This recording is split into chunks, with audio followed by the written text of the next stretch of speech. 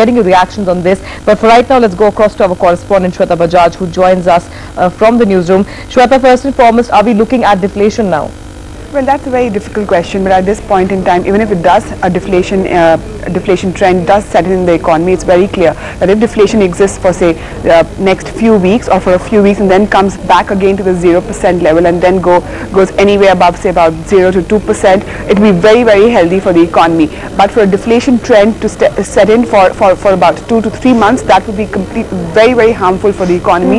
And that's the kind of trend which is not really expected at this point in time, but for a few months from now on, the way commodity prices are going down, it seems that is something that can happen. But it's very clear that at this point in time, when the entire economy is facing a slowdown, economists say that deflation, if it does take place, will not be really harmful. But if you really look at the inflationary figures for the week ending March 7 and try to dissect it and the reasons why it has fallen by such a sharp number, the primary articles group, I mean, it has gone down by... Shweta, I'm told that we have Sachidanand Shukla, economist in Armed Securities, with us over the phone. And Mr. Shukla, thanks very much for speaking to us this afternoon.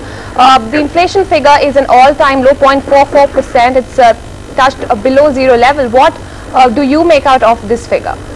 Yeah, this is slightly taken us by surprise. We all were expecting inflation to go down to sub-zero by April end, but this has happened sooner than what we expected.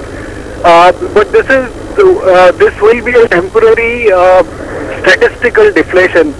We must understand that CPI is still around 9% levels, and that is yet to fall. And then we'll see CPI fall gradually over the next 6-7 months, and will average around 4% for the year, which means this will be a temporary deflationary spiral, and this is largely statistical in nature. It doesn't really mean any significant harm to the economy, because if you look at the agricultural prices, they're still rising, and which is reflected by the CPI indices.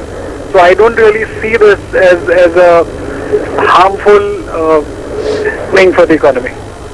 But keeping in mind the long phase of double-digit inflation last year, many experts also believe, Mr. Shukla, that how this deflation might just stay for the first half of the fiscal. Are we looking at a 6-month window? Not really. This should last from about, we were expecting it to begin April and till 2 months after that. So we were talking about till September. But this is largely statistical in nature, and we must not read too much into it. Mr. Shukla, one question, you said that it's just in numbers, just a technical deflation and not really a structural one. So what really does it mean for the consumer? Yeah, that's what I said. If you look at the CPI indices, prices are still rising for most of the rural people. And if you look at food prices, they're yet to show any significant fall. What you're seeing is, because crude prices have fallen globally, and we are seeing the fact that it's largely manufactured items, and the crude impact that is playing out in the WPI. All right, Mr. Shukla, thank you so much for speaking with us. Also, let's go across to Shweta now. Shweta, we have been talking to you about every time when the inflation figures come out, you've been giving us an update on how that really impacts the consumer and how that really in a way affects the economy out here. We heard the economists say that no major impact on the economy, and you also said the same thing. So in terms, if we talk about consumer spending now, do we see that increasing by any chance? Well, these figures that you see that we get every week is basically the wholesale price index. It's based on the wholesale prices and not on the consumer price index. There's a separate index which is based on the consumer prices. That also has come down, but not as sharply as we are seeing in the wholesale price index. But as far as the consumer is concerned, look, the economy is facing literally a credit crunch. There's a liquidity, lack of liquidity in the economy, and wherever the liquidity does exist, whether it's with banks, they're not willing to lend out. So that is the kind of a vicious circle that the economy finds itself caught in. Going forward, it is the Reserve Bank of India will get a little more space to cut interest rates. We have seen some more aggressive cuts. It was yesterday that IMF had said that they would expect the Indian Central Bank to cut interest rates even further, and this is just a clear indicator of how much more space they have to actually stimulate the economy from that only weapon that the government has at this point in time, which is a monetary policy.